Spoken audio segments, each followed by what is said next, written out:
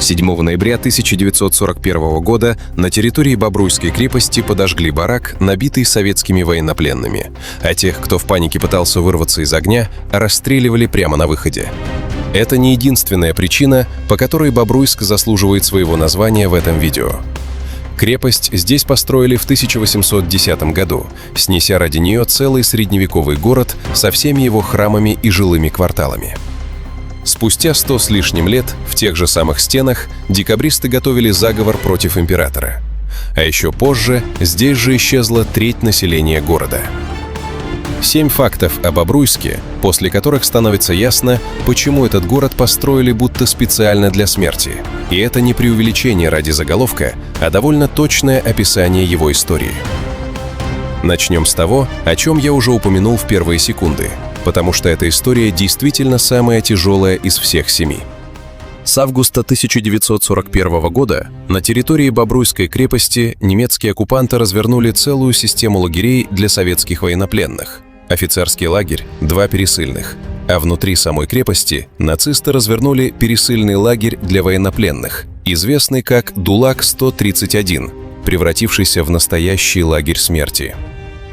За 3 месяца, с августа по ноябрь 41-го, через эту систему прошло 158 тысяч человек. Условия были рассчитаны на массовое истребление людей, даже если формально никто не отдавал такого прямого приказа. Скудный паёк, отсутствие медицинской помощи, антисанитария. К концу ноября, только по официально зафиксированным данным, умерли 14 777 пленных, то есть каждый 10-й. А 7 ноября произошло то, о чем я говорил в самом начале. На 3-й территории крепости, где содержалось около 17 тысяч человек, случился пожар. По свидетельствам очевидцев и материалам послевоенных допросов немецких офицеров, охрана организовала эвакуацию так, что тысячи людей физически не могли выбраться из горящих бараков одновременно, а тех, кто все же вырывался наружу, встречали огнем охранники. За одну ночь погибло несколько тысяч. В соседних бараках на 2-й территории смертность в отдельные ночи доходила до 500 и более человек, просто от голода и холода, без всякого пожара. Лагерь на территории крепости просуществовал вплоть до освобождения Бобруйска в 1944 году, и историки до сих пор не имеют полной картины того, что происходило там зимой 1943-1944 годов. Часть немецких документов за этот период попросту не найдена. По итоговым подсчетам, основанным на актах Чрезвычайной государственной комиссии, за все годы существования лагерной системы в Бобруйске погибли больше 40 тысяч человек. Свидетельства о том пожаре сохранились не только в актах комиссии, но и в послевоенных протоколах допросов немецких офицеров, которые непосредственно отвечали за лагерь. Один из них, вспоминая события того вечера, рассказывал, как ему доложили о возгорании в казарме. А когда он прибежал на место вместе с другим офицером, увидел, что горит уже 3-й этаж здания, и что физически невозможно было вывести 18 тысяч человек одновременно через немногочисленные выходы. То есть даже те, кто отдавал приказы и организовывал происходящее, десятилетия спустя признавали: масштаб трагедии определила в том числе банальная, спланированная заранее теснота. Слишком много людей на слишком малой площади с недостаточным числом путей эвакуации. Получается, что крепостные стены, которые строили как защиту от внешнего врага, в итоге стали местом одного из самых массовых уничтожений людей на территории оккупированной Беларуси. И произошло это не где-то в специально построенном лагере смерти, а в обычной военной цитадели, которая просто оказалась удобным по конструкции местом для содержания и истребления огромного количества людей. А теперь к событию, которое произошло здесь же спустя 3 года, только уже в обратную сторону. Не оккупанты уничтожали пленных, а советские войска уничтожили целую немецкую армию. 24 июня 1944 года началась Бобруйская наступательная операция, один из первых ударов грандиозной операции «Багратион» по освобождению Белоруссии. Командующий Первым Белорусским фронтом Константин Рокоссовский заранее с помощью разведки вычислил больше 1400 огневых точек и артиллерийских батарей противника вокруг Бобруйска и нанес по ним массированные авиационные и артиллерийские удары еще до начала основного наступления. Немецкое командование ожидало главный удар советских войск в Прибалтике или в Карпатах и оказалось совершенно не готово к тому масштабу, с которым Красная армия ударила именно здесь, в Белоруссии. За считанные дни советские войска взяли город в клещи. К 29 июня в районе Бобруйска были окружены и практически полностью разгромлены 6 дивизий 9-й немецкой армии, порядка 40 тысяч солдат и офицеров.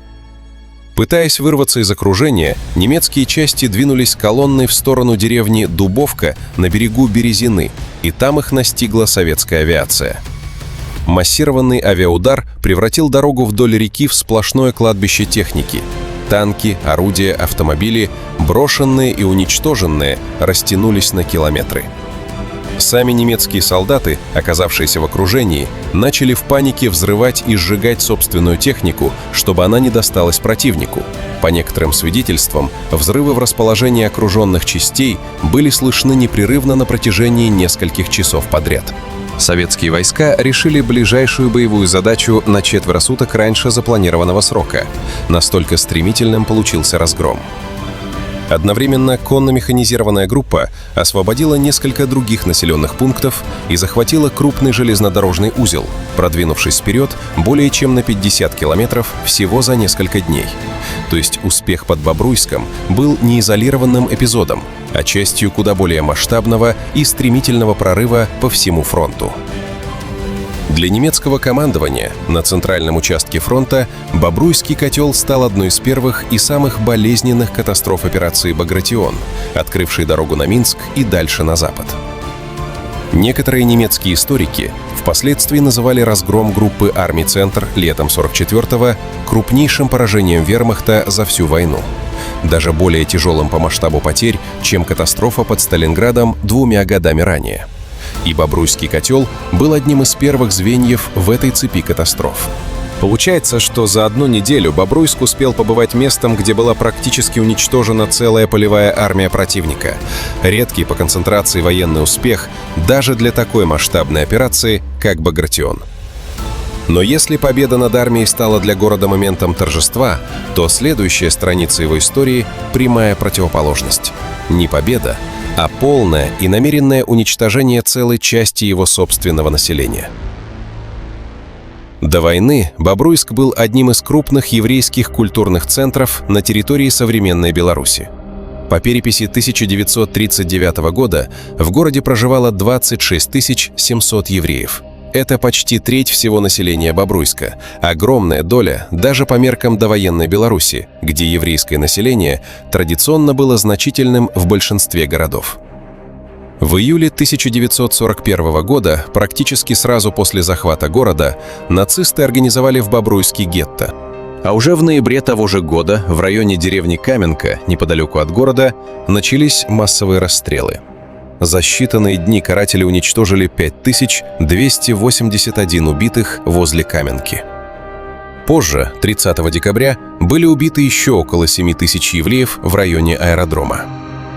Убийства продолжались вплоть до окончательной ликвидации гетто. К моменту освобождения города советскими войсками в 1944 году еврейское население Бобруйска, которое перед войной составляло почти треть жителей, было уничтожено практически полностью. Стоит понимать масштаб этой утраты не только в цифрах погибших, но и в том, что именно было стерто вместе с людьми.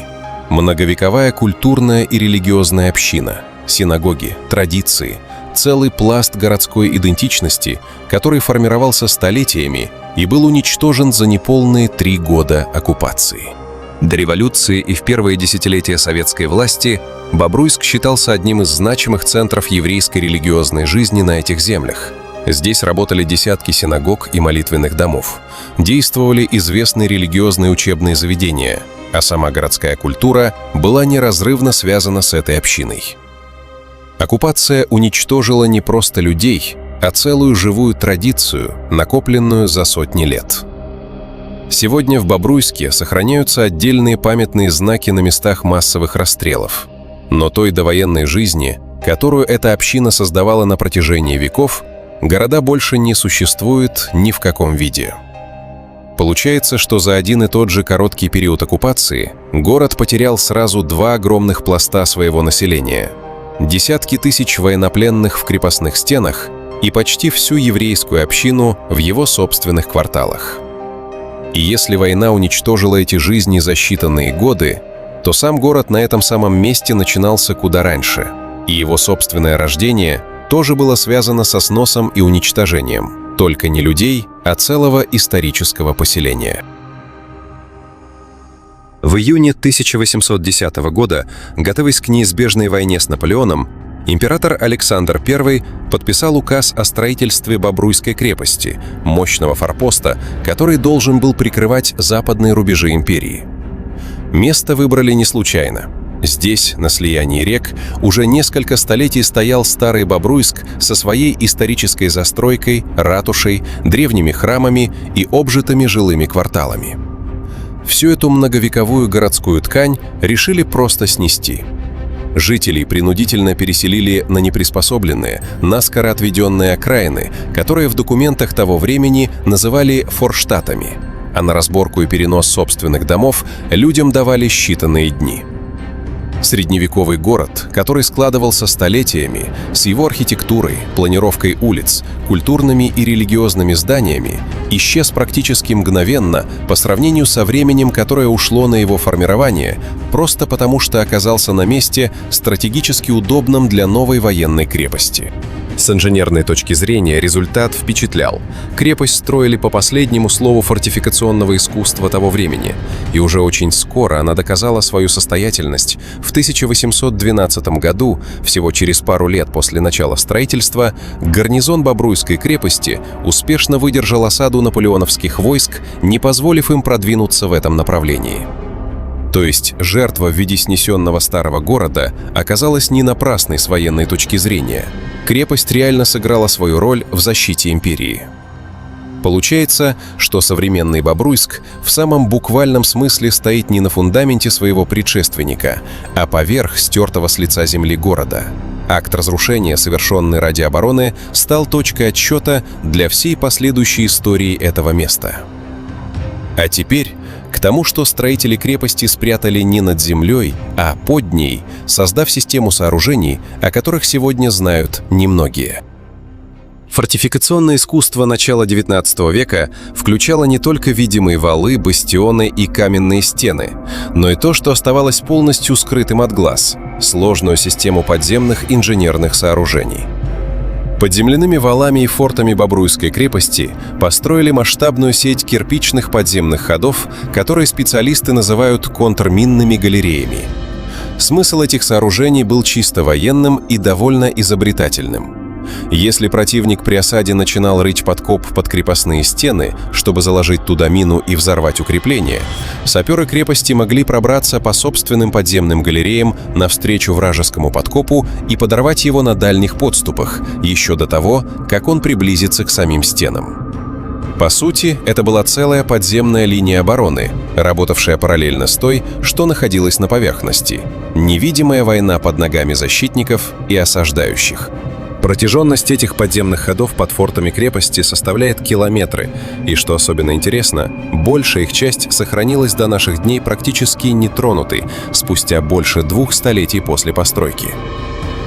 В отличие от многих подобных фортификационных сооружений в других городах, которые со временем разрушились, были засыпаны или застроены, Бобруйские контрминные галереи в значительной степени пережили и войны, и десятилетия советской эксплуатации территории крепости в качестве военного объекта. Получается, что под ногами у современных жителей Бобруйска до сих пор тянется настоящий подземный лабиринт из кирпича. Не легенда и не городская выдумка, а вполне реальное задокументированное инженерное наследие двухвековой давности. И раз уж крепость проектировали с таким вниманием к обороне от внешнего врага, стоит вспомнить и о том, что происходило внутри этих же стен, когда врагом для империи оказались уже не иностранные армии, а собственные подданные. В XIX веке Бобруйская крепость использовалась не только как оборонительное сооружение, но и как политическая тюрьма повышенного режима. Сюда отправляли каторжников и участников тайных обществ, чья вина считалась особенно серьезной. Сырые казематы крепости довольно быстро заслужили репутацию одного из самых тяжелых мест лишения свободы во всей империи.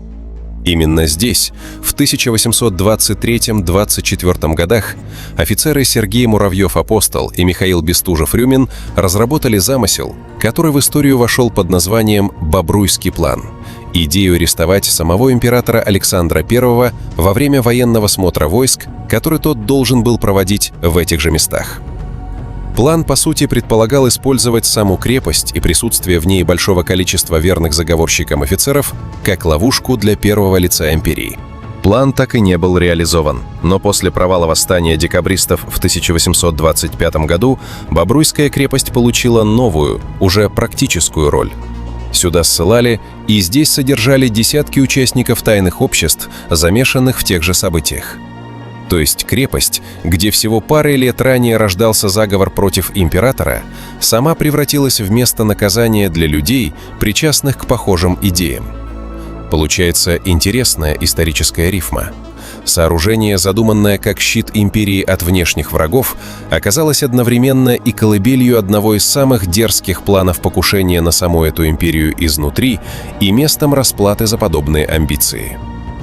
И раз уж мы прошли путь от основания крепости через войны и заговоры до наших дней, стоит взглянуть на то, во что все это превратилось сегодня. Судьба Бобруйской крепости в советские и постсоветские периоды сложилась совсем не так, как у ее более известной ровесницы Брестской крепости, которую превратили в грандиозный мемориальный комплекс сразу после войны, с вечным огнем, музеями и статусом главного места памяти о защитниках Беларуси. Бобруйская крепость такого статуса не получила. Долгие десятилетия она оставалась действующей военной базой, а когда военные окончательно покинули территорию, объект оказался, по сути, частично заброшен, без единой продуманной программы сохранения или музеификации. Сегодня исторические редюиты XIX века, на стенах которых до сих пор можно найти следы боев Второй мировой войны, соседствуют с более чем неожиданными современными соседями – консервным заводом, обычными жилыми домами, а на месте бывшей крепостной эспланады теперь стоит спортивно-развлекательный комплекс «Бобруйск-арена». Получается редкая для крупных исторических фортификационных объектов ситуация. Памятник федерального, по сути, значения оказался буквально вплетен в повседневную городскую застройку, а не выделен и сохранен как отдельная охраняемая зона. С одной стороны, часть инженерных сооружений Бобруйской крепости, в том числе контрминные галереи, сохранилась до наших дней, несмотря на многочисленные войны и десятилетия использования территории крепости в качестве военного объекта. Подземные сооружения во многом пережили и военные события, и последующую эксплуатацию территории. С другой стороны, сохранившиеся части крепости сегодня находятся в неодинаковом состоянии. Одни сооружения сохранились относительно хорошо, другие постепенно разрушаются и требуют постоянного ухода. При этом крепость давно существует не как единый изолированный комплекс. Ее отдельные сохранившиеся объекты соседствуют с современной городской застройкой и действующими предприятиями. Получается, что крепость, пережившая войну с Наполеоном, восстание декабристов, 2 мировые войны и лагеря смерти, сегодня существует в состоянии странного, незавершенного промежутка. Ни полноценный музей, ни окончательно заброшенный объект, а нечто среднее, вросшее в ткань обычного провинциального города, мимо которого ежедневно проходят люди, чаще всего даже не задумываясь, через что прошли эти стены. Лагерь, где за одну ночь погибли тысячи. Армия, разгромленная за несколько дней. Уничтоженная еврейская община. Средневековый город, снесенный ради крепости. Заговор против императора. И крепость, так и не ставшая ни музеем, ни руинами до конца. Бобруйск построили ради защиты, а он стал местом, где снова и снова решалось, кому жить, а кому умереть. Буду благодарен каждому за поддержание канала подпиской, комментарием и лайком. Увидимся!